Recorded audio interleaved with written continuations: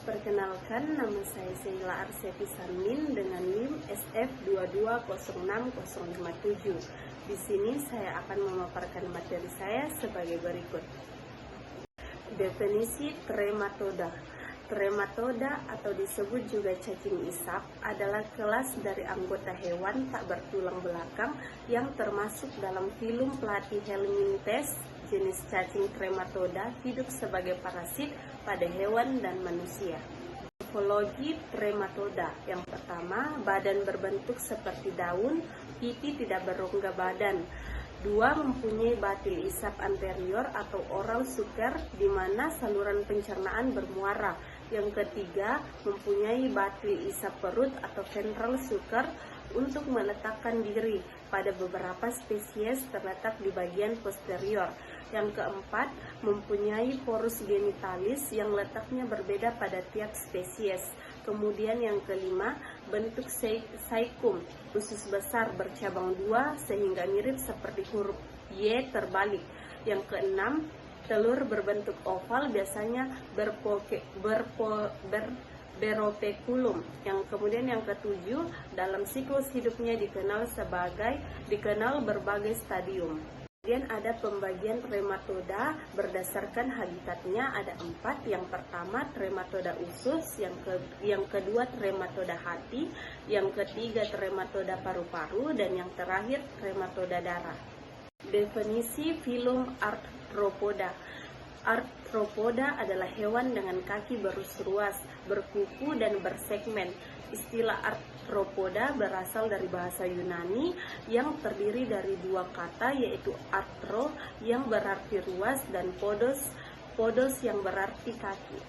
Cirinya sebagai berikut. Yang pertama, tubuh beruas-ruas terdiri atas kepala atau caput, dada atau toraks, dan perut abdomen.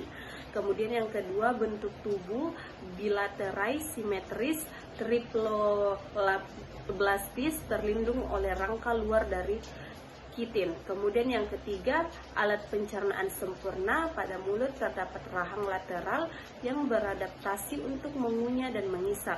Anus terdapat di bagian ujung tubuh. Kemudian yang terakhir, sistem peredaran darah terbuka.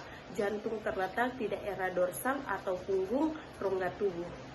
Kemudian ada pengertian protozoa. Protozoa berasal dari bahasa Yunani, yaitu protos artinya pertama dan zoon artinya hewan. Kemudian habitatnya, protozoa hidup di air atau setidaknya di tempat yang basah.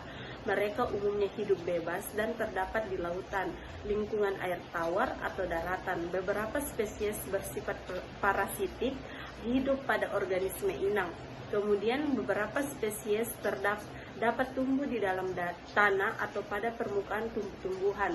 Kemudian yang terakhir, protozoa laut yang lain hidup di dasar laut. Spesies yang hidup di air tawar dapat berada di danau, sungai, kolam, atau genangan air. Kemudian ciri-ciri umum protozoa. Yang pertama, organisme uniseluler, eukariotik, hidup soliter atau berkoloni, sifat hidupnya kosmopolit, umumnya heterotrof, hidup bebas, saprofit atau parasit. Protozoa merupakan bagian plankton di air tawar atau air laut dan berperan penting sebagai indikator polusi.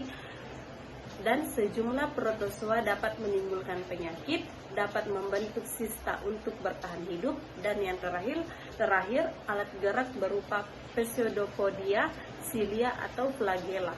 Dan protozoa berkembang biak melalui yang pertama, reproduksi aseksual berlangsung dengan pembelahan sel.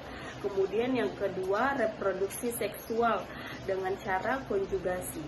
Dan peranan protozoa dalam kehidupan manusia, yang pertama yang dapat menguntungkan. Yang pertama, menjadi salah satu sumber makanan bagi hewan air, termasuk udang, ikan, kepiting yang secara ekonomis bermanfaat bagi manusia.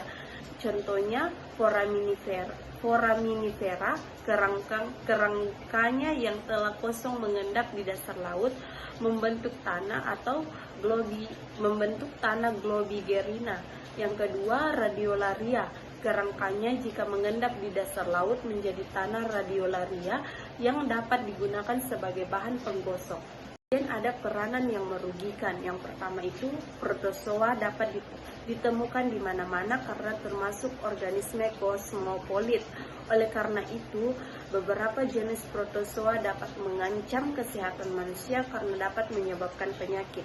Kemudian yang terakhir, penyebab penyakit Toxoplasma gondii, penyebab Toxoplasmosis. Sekian dan terima kasih.